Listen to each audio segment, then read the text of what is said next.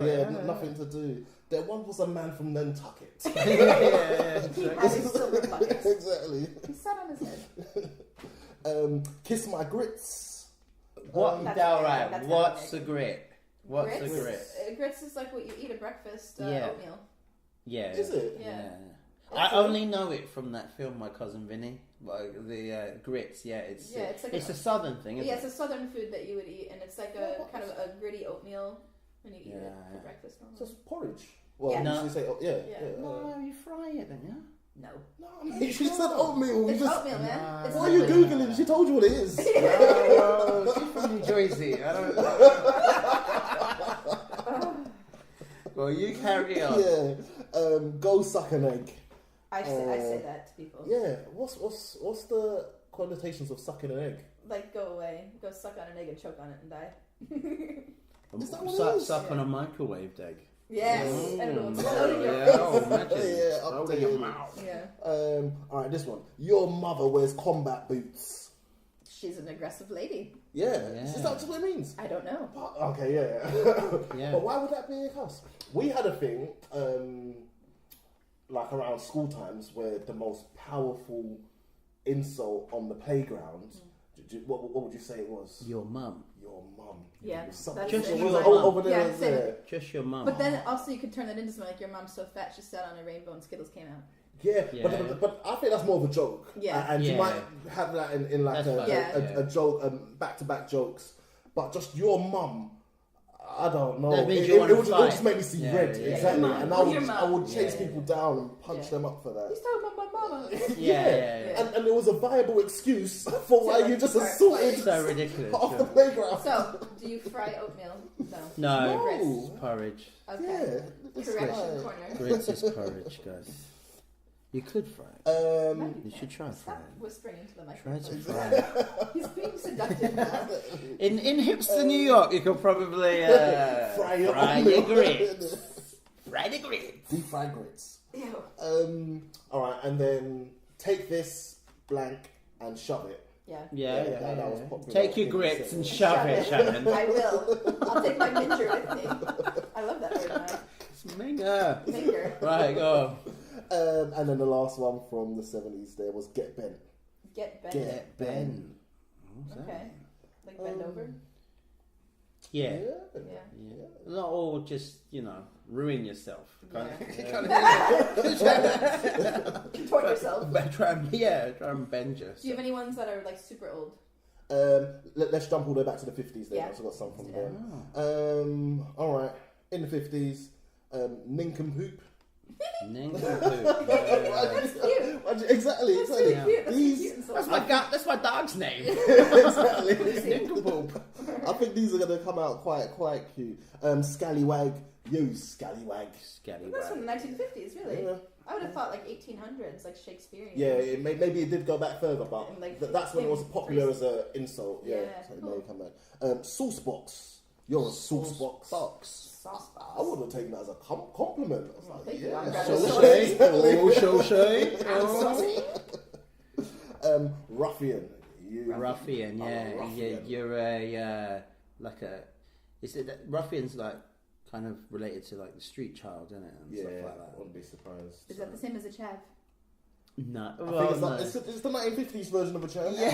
Yeah, like Oliver Twist. That Thank kind you, of. sir. Can I have another? That's not how it goes. No. May I have some more? Oh, that. That's the American version of it with Steve Carell in it. May I have another? Another? I'm really hungry. More grits? Have some French fries. And then ginger snap. Ginger snap. Yeah. Is that like an insult to a redheaded person? It sounds like it would sounds be. like it, All right, good. I actually found the website I used because I remember this. I was meant to be telling you the meanings as we went through. Yeah. So let's go for ginger snap. Yeah, I like that one. Ginger snap is a hot-headed person. Oh. So it's a redhead. Yeah, in as much as you Yeah. get Isn't hot-headed. it a cookie as well, ginger snaps? Probably. I think they're cookies. I've probably got Yes. the name from it. But is that a stereotype as well for redheads to be hot-headed? Or is that just like they're trying to be lazy with their stereotypes? I think they're being lazy. They're being lazy. Yeah. Back to the ruffian. That was a brutal fellow. So yeah, someone who wants to fight all of the time. Ruffian. Yeah. A sauce box. Let's go back to that. So that was a bold or forward person. So it's like someone who was quite confident. So that's not. Is that an insult? No, maybe it's not necessary. Or maybe too confident. Maybe you're too forward. Cocky, yeah, cocky would be the word now, isn't it? Do you use cocky in America? You're cocky, yeah. Yeah. But to say like you're confident or is but too, kind of in a negative way. Yeah. Too much, yeah. Quit being cocky. Yeah, exactly. A lot of these insults and words in general are very sexual based. Yeah. Like the ball sack thing. The recent ones are. I don't think the older ones. The older ones like are cute. sauce box and nincompoop. How about nincompoop? Nincompoop. I think it's going to be someone who's like the learning difficulty thing again. No, just a fool. A nincompoop is a fool. Does it say where it comes from though? No, it's just said its meaning. Yeah, need to do a bit more of a deep dive to find out exactly where it's come from. A ninny hammer is also a simpleton. The other ones that I picked out. Yeah, ninny hammer. we should bring these back, man. We should. Exactly. It's like start the movement. A gasser. You, my friend. See, that's come back. That's come back, isn't it? But what's the modern day meaning then? You're a liar. You gas. Yeah, you gas, lying or exaggerating, I would say. Yeah? I'd say lying. Well, lying as it didn't happen, or not as exaggerating, but just like a liar is a gasser. No, I would use it for embellishing as well. So, gassing is saying too much. So what is it then? It's a braggart, someone who brags a lot. So that's what it is. Nincompoop actually is in the original England's first proper dictionary for English, and it claims that the word comes from a Latin phrase "non corpus mentis," which means you're not of the right mind, and it was actually originally in legal terms. People referred to a nincompoop in legal terms. Okay, so as in they weren't in the right mind. Special needs. Yeah. Oh, but I'm thinking, what's the one where you don't go to prison because you're not in the right mind? Oh, insanity plea. Yeah. Insane. Legally insane. Sorry. He's a nincompoop. Yeah, he did it, but he's a nincompoop. What about a git? I've heard that being called. Git. I've been called that as well. Git. Yeah.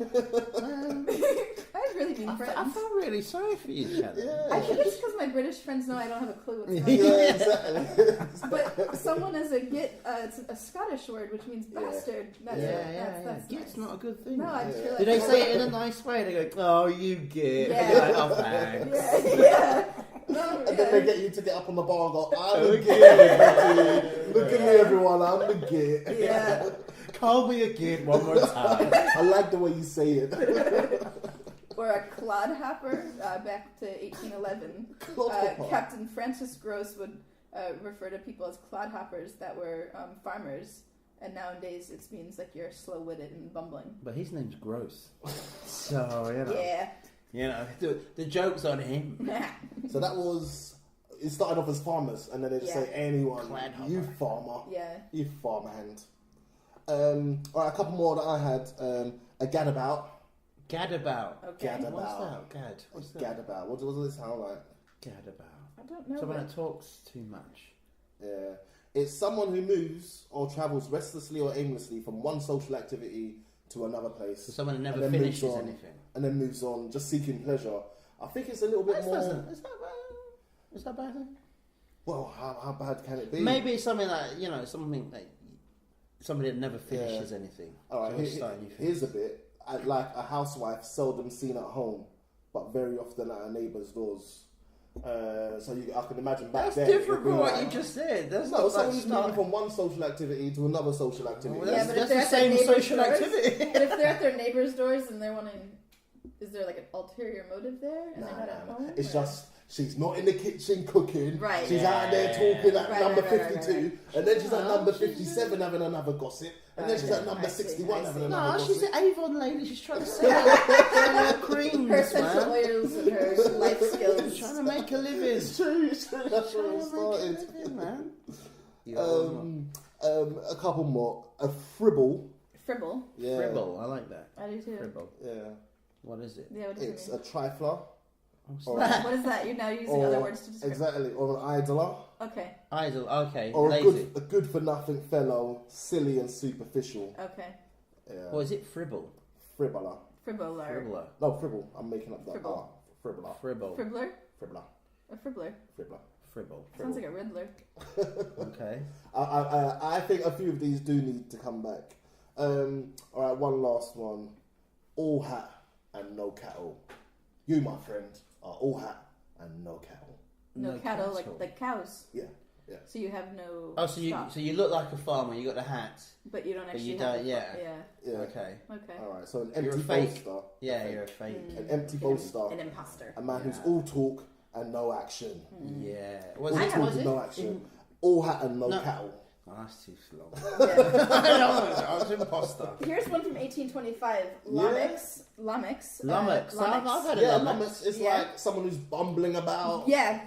So this yeah. comes from 1825. Apparently someone just threw that word out as an insult to someone else, and it just became a British go-to term, and they just believe that it just kind of, somebody made it up, and then it just kind of went from there. Lamix, But what's the definition?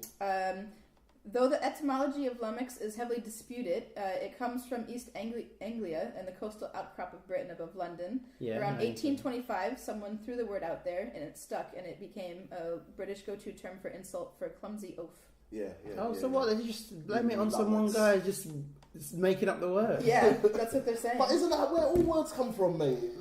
No one sat down to figure out. Chucklehead, all right, committee. Let's get a committee together. What exactly is a chucklehead gonna be? Yeah. You just throw it out in the heat of the moment, it sticks. Chucklehead's good. Like we all agree that this is called the table. Mm-hmm. Wow, you know. And I don't think there was a committee meeting about that. No, but it's just like different languages merged to make English. And... Yeah, English borrows from a lot of other places. Yeah. And then it gets all muddled up. And then we can't. And then we can't. Yeah, it goes to America. Exactly. Okay. And then we can't understand each other. How would you pronounce this letter? So Z. See, I'd say Z. I know. Yeah. You would, wouldn't you? I would. Yeah. Or recently, I had to make a policy, and I had to make phone call. Right. No, a mobile phone policy. Okay. Yeah. But I wrote on the top a cell phone policy. Cell phone. And you know, someone actually said to me, "I don't understand what this is," and I was like, "But it's a cell phone, like cell phone policy. We need to make one." Yeah. And they were like, "A mobile phone policy." I'm like, "It's the exact same thing." So, but they were really upset about it that I like put mobile. I put. Don't put your American. But I didn't know that was an American. Yeah. Like I just thought that was the word. That's the thing, like what you said in the last episode as well. Like people just assume that you'll know just because you speak English. They'll be like, oh, well, why didn't you know? But you know, you are a foreigner in it. You are a foreigner here, so people should treat you in that way. Just, all right, you didn't know. Okay, we call it. Right, but that didn't happen. Yeah, they're just like, oh my god. Yeah, and I was like, okay, I'll change it, but I just didn't know. Exactly. But if you don't know something, then you don't. It's like you don't know what you don't know. Exactly. You know? So how are you meant to avoid it in the first place? Yeah. I know we're asking you loads of these American questions, but how are you on other what we call Americanizations, as in different spellings? Like colour. It's difficult. It is difficult. It's really difficult, especially when I write like certain things at work. Yeah. My instinct is to write a certain way. What you think is correct. Yeah, and then usually it's okay. Nobody says anything, but I get the odd person that will kind of be like, "Oh, that's not how we spell mom." Oh, it's not how we spell. So. What about the S's and the Z's? Yeah. Well, okay. Here's the thing. Yeah. A lot of computers that I've used at work here have American English on Microsoft Word. I know. So even if I try to put a Z or an S or whatever it should be here, it goes back anyway. Yeah. Because the default is always in American English. I think in most workplaces they've just left it on the American one. Mm-hmm. So we'll get the little red lines and just ignore it. Say the computer doesn't know what it's on about. And carry on. But you probably look at that and go, "Yeah, I am right. What are these guys?" Yeah, no, some of the words, the way I spell things, I still spell them the way I would. Yeah. And unless it's a document that I know will be shared amongst many people. But if I'm like making notes in a meeting, I write it as I would. Of course, do your own thing. Yeah. There's different pronunciations as well, isn't there? So like Canada. You remember that? That's schedule and schedule. You say schedule. Yeah. You say schedule. Football and soccer. That's one that we pronounced. That but that's because you guys have you're different football, right? Because Australians have their own football. They'll say football. Yeah. No, but they'll call it Aussie rules football. No? Why would they call it Aussie rules? They are Aussie. I've never heard of that. They'll call it football. They call it football. No,